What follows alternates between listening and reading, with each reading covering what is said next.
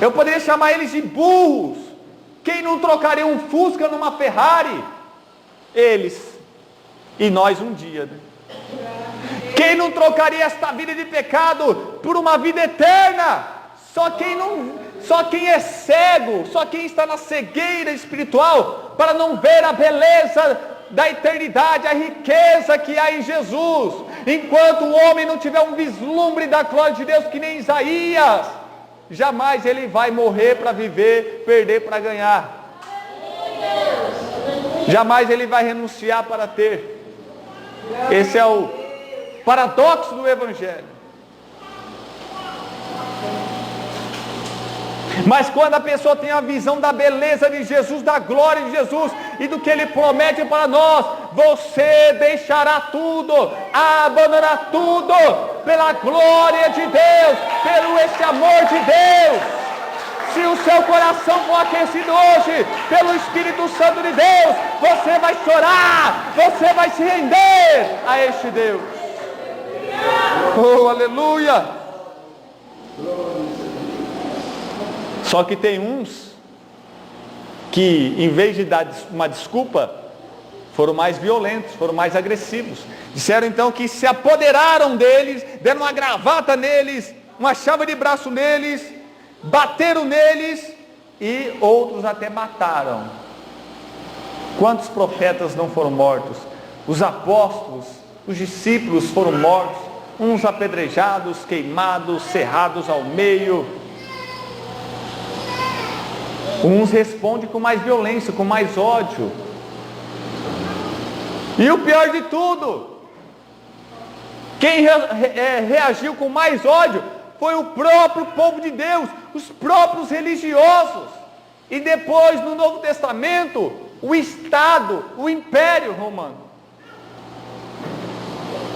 Os dois inimigos de Deus, os dois principais inimigos de Deus, tirando Satanás, né? Satanás é, vamos supor, três, né? O inimigo Satanás, o inimigo religião e o inimigo Estado, governo. Quando eles são hostis à igreja do Senhor, ao povo de Deus, né? Porque tem uns governos, umas religiões que não são, ou por algum tempo eles não são agressivos e violentos. Tudo tem um tempo determinado para todas as coisas. E quando o rei ficou sabendo que mataram os seus servos, seus discípulos, seus apóstolos, ele se encheu de ira, de ódio, de raiva, de furor, se encolerizou-se.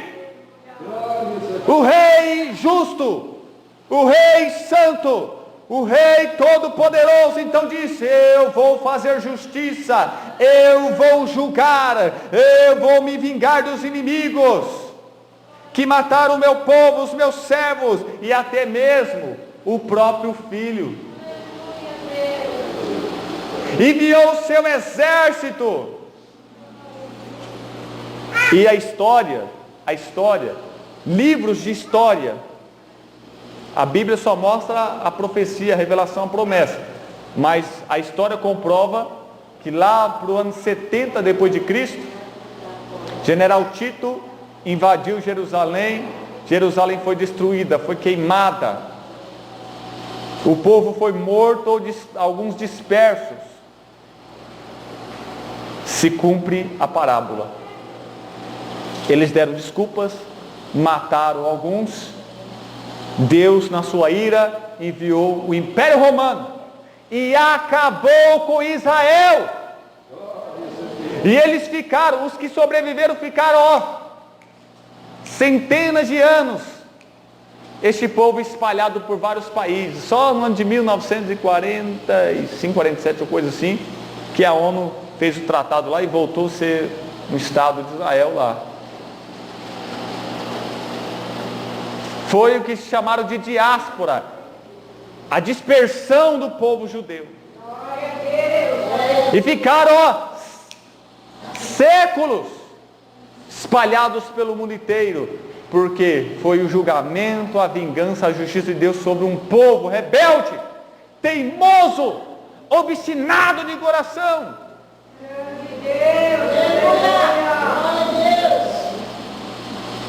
Deus é mau? Não. Deus é tanto amor que insistiu tanto. Mas, se não quer, bate o pé firme e fala que não quer, não é por força nem por violência. Deus deu a livre escolha para cada um. Mas eles reagiram, alguns reagiram com ódio, se levantaram contra Jesus, contra os apóstolos, contra os profetas. Aleluia. Então Deus concluiu: olha, meus servos, as bodas na verdade estão preparadas, mas os convidados não eram dignos. Não eram dignos porque não aceitaram o convite, porque não vieram ao serem convidados, preferiram outras coisas, escolheram outras coisas. Tem pessoas que escolhem então: eu prefiro beber do que a Deus, eu prefiro a bagunça do que a Deus, eu prefiro o dinheiro, os bens, viver em torno disso do que as coisas do céu. Eu gosto mais das drogas do que gosto de Deus. Eu gosto mais do pecado, do prazer da carne, do carnaval, de outras coisas, do que as coisas santas de Deus. Amém. Livre escolha, livre arbítrio. Não é por força nem por violência. Deus não vai apontar uma arma a obrigar ninguém. Mas um dia Ele determinou e decretou que há de julgar todas as pessoas.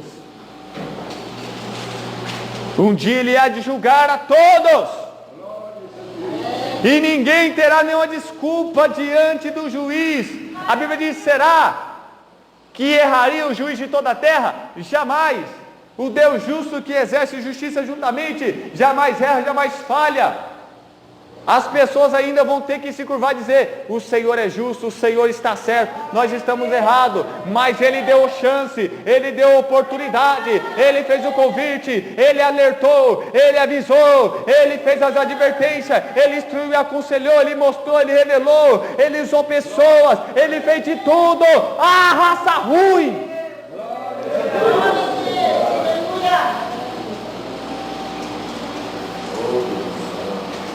Jesus por muitas vezes reagia como aqueles dois homens no caminho de Emaús: homens tardos, lerdos para entender as coisas do Senhor. Até quando vou ter que suportá-los? E ele ali começa a explicar na paciência, explicar na esperança que eles vão compreender, vão entender.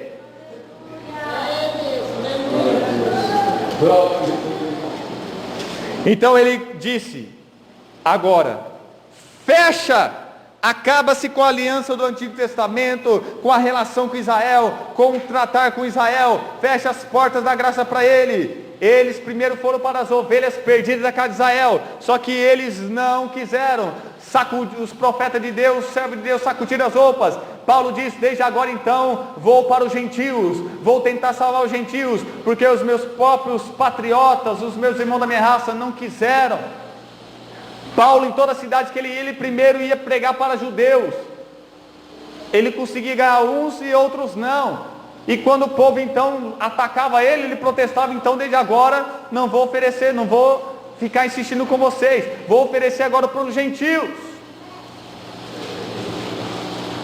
Então agora ele disse: olha, vou mudar agora a estratégia. Agora vocês não vão mais para Israel, somente para Israel, não vão somente para judeus. Agora ide pelas saídas dos caminhos, convidai as bodas a todos os que encontrares, nos valados, nas brechas, nos becos, nas favelas, nos morros, no Japão, na Europa, nos Estados Unidos, na zona rural, na zona urbana, alto, baixo, gordo, magro, branco, moreno, olho esticado, enfim, todas as pessoas, sem acepção, sem particularidade, sem partidarismo, todos, convida a todos. E por que uns são salvos, outros não?